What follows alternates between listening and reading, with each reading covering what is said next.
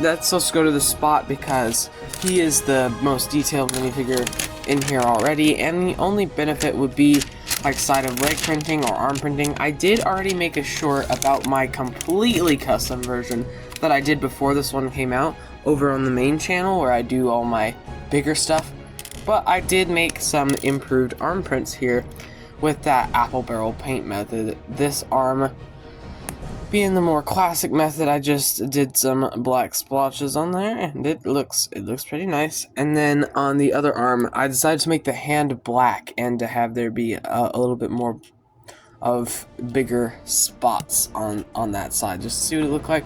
I think that looks really cool. I think it looks really nice. Overall, I think that's a great upgrade. We'll put the upgraded figures back here. Then next we'll do Gwen real quick, because hers was also super duper easy. I got that apple barrel paint, painted on some blue shoes. So that's really it. That she needed that. Oh man, that actually makes her look really good. That nice little pop of the blue. That looks really nice. Now this edge isn't that clean, is it? I'll have to fix that later. But that looks good. I'm happy with that.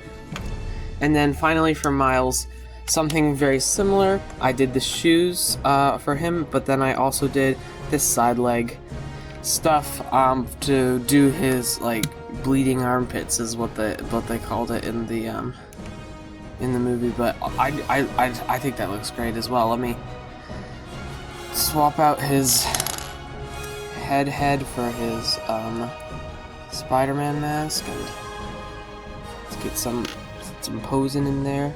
I think that looks really great. Anyway, those are some cheap and easy upgrades you can make to your Spider-Verse minifigures.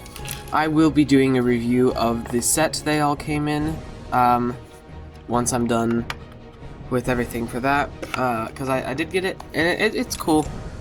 I'll save my thoughts for the video, but I do have thoughts, so thanks for watching.